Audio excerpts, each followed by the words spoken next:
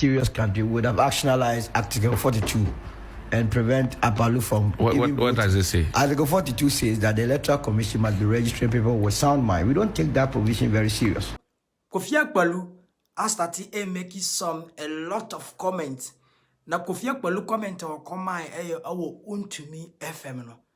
People have been started talking about it. And then let's go.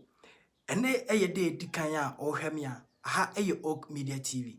Mr. Also subscribe to the channel no. Now I share. That will be so enyebi. Ashe. Ninyina ene se Kofi Akpaloo eko Untumi FM eno kwaka se NDC anase abaya owoso na aye na abese obesisi akuafo efri se na the previous time no opposition no na ne woka kire akuafo a ne se ye kan se akuafo senka abanda da na mo about 60% of koko sika no so mokoton ba na atoforcing enso eka bi se nke be ya abaya no osisi wo muntinka at least osenka omusika omunyana almost about 6,000 Ghana cedis for a bag. Ana abayin ba ye wakotum mekana say 10%. 10% no na Kofi Akpaloo akotena ye Untumi FM so ekokan ewa bra kwanhia esi. Ebra na Omanibu ama defense minister emo ede helicopter na ekobo ho no ekohwe ho ewo koku afum enti eno ana Kofi Akpaloo say sa helicopter na ekohwe ho koku afum no nyankopon ana aye omo sa nyankopon ana atwi omo ka fi say why we say ububu akuafo a ho ana wosusu ubewu fi say ubu kotokwase no na nyankopon ohwe wanim we ene nsema Kofi Akpaloo ekokan. Now people have been started bashing him. Yashe near Solomon Wusu, a movement of change, head communication officer, your kind. I'm sure you've heard the commentaries that have come from some persons within the political space. For example, Kofi Akpaloo said that the accident happened on a cocoa farm because the government was joking with cocoa farmers. That's why. So it's like it serves you right kind of thing. I'm sure you heard that. But Akpaloo is not. If we were in a serious country, we would have actionalized Article 42 and prevent Akpaloo from... What does it say? Article 42 says that the Electoral Commission must be registering people with sound mind. We don't take that provision very serious. If we were going to, as it were, for the benefit of your listeners, Article 42 is here. It says, Sunrise on 3 FM. Every citizen of Ghana of 18 years of age and above and of sound mind. That's right. You see, the framers of the Constitution, they were very mindful. If even voting requires someone with sound mind, how much more someone that wants to lead you as a president? They must go through some level of analysis, mind analysis.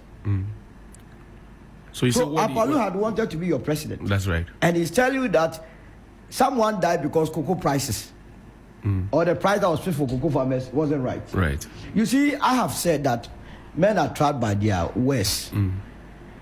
The issue to do with the cocoa price, for me, is the government of the day. They are spot on in terms of the price, but because of some commentaries that are happening in the past, that is why. Because if you are saying that today cocoa price must be 6,000, what you are saying is that the bag of cocoa must be $571, and what you are by extension saying is that a ton of cocoa, which is 16 bucks, must be around now $9,000.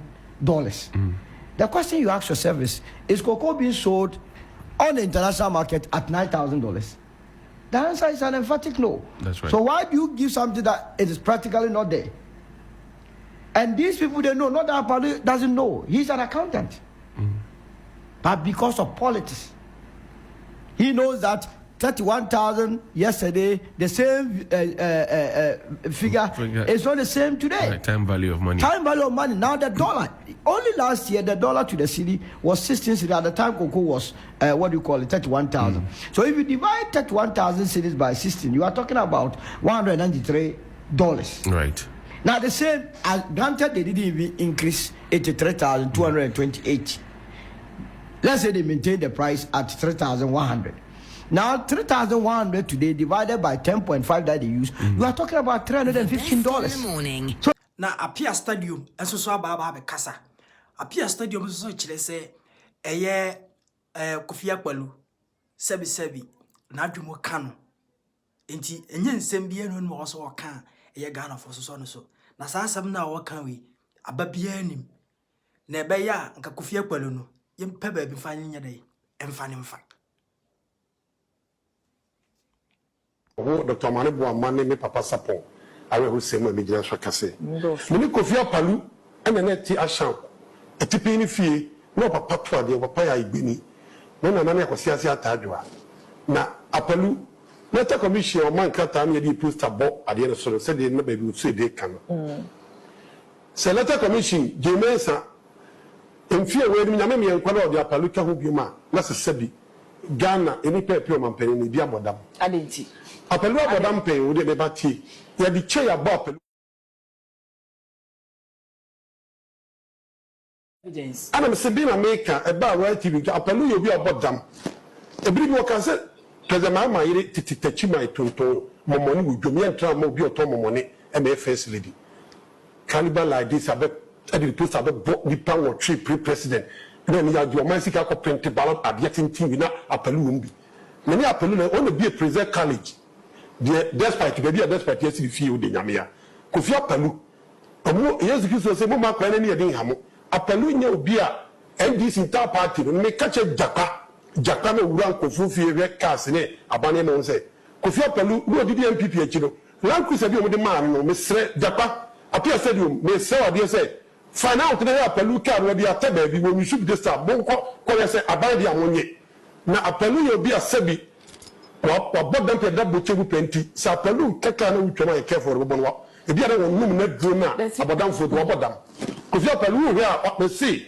menim na ti asha wa bodam pe bochebu penti Akpalu na wo so we ya ti ye yi hu ye nka ho asamba mi ama pia said Akpalu ye bodam wo de asam na o bodam ko jimta say lodina tomomo ni asam na ka ye no na de ye ni say pia fo e ba bia wa bo ti bodin na pia na for tiari sebi enye na drum no dum ya ana se bi enye bodam fo drum no on fire se di pasem te cheja to obi okuru school akwa doctor amane boama wa be du ba bi odui na agbo hu se bi sei ato dipa oboye de nyame obode ne kwa dia ya hwere to nchen a ye se ba ko pesika o masika ko to jet fufuru chop up no lupri no na ni wo bo se bi so wo ho na pa na ni pa de se ti bi ye bold kase ye fa winga manesema donc kuma wi onye be party ni e be trust studio bi sum papa o emi ni pa o pe politician pe 175 o kan o MPP ni mi sum abo wo sem kekeke ti se ni pa dware afifie ko adwuma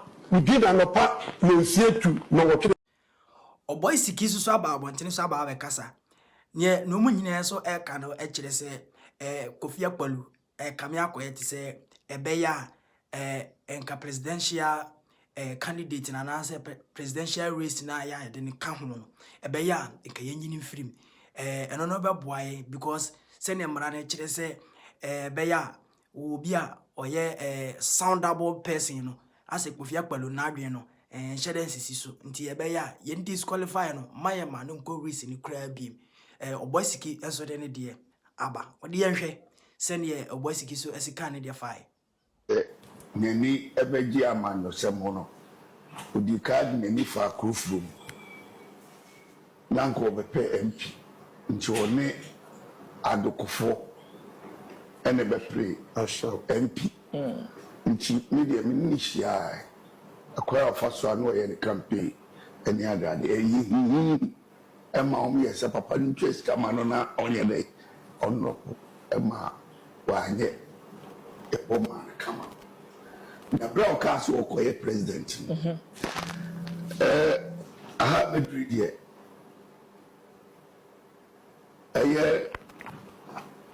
where TV ai omo so ni omo free me declare bia say me ana make wa na wo boys ono na kan ntu be no kwa me na haya na wo tie tu ka wa na wo ka de wa na ka ono wo ye djuma ono wo me edmo na ga ndo edmo me edmo ha ha na wo tie a wo ke ya bia wo tie die abo tesi ano de me ka die me ka say Me boys. Na wan kana hede. No be kasem. No me ka di asem. Okay. I say you dey semre.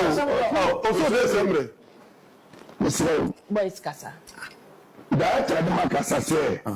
Ebi me bu ha be wa ha empene the one na wo send chire da. Boys there kasa. Na say wo be kasem association you so. We are more ha dey. We don't know. Boys, if you Ya me ya hawo. Wa kwai. Eja kasa. Wọ́n lè fi ọmọ kábíyèsí fún ọmọ o. Me kan kase kwa no. Kanika. On say you know sa registration of your fa. Party no say we over president, we only party. We no party. We only party. We our party. Any ade no. Obi a want to meet party no. Eni kwa se man kwai. The only party no. We man kwai independent. And any permit to say Olike. Apelu Kuyadonko. Ekuyadonko. Any obi a wo so only answer say wo mo. Pacho. Oh, so why you not trying to free? Where me na me ko, we bet wo mo dem court. Let the man flow, please. Me bet wo mo dem court. Here. Na me che wo say. On say do maybe I say koto ama. Ewo Jimensa no ho do wo mo koto ama. Sa kwase afo we. Wo ko bumbi o. Wo koto ama. Yi box wa yi wa. Me bia say wo man mu. Enu ni yakofo boa no sa. What you gonna for me give the No idea. ya bo bi bias. Wo ni pa bi say na nu kasa you to fear.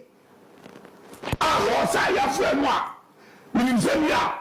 O me Kenya say bi wo so di ba bi am di ngomu ni fe.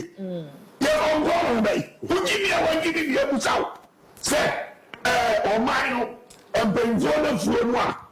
Wo ma do ko fu na ya mo musika pa. Wo mo musu. Ene wo ma say ke ho. Esu mamba ifo no ma dai. O ma fi mu no.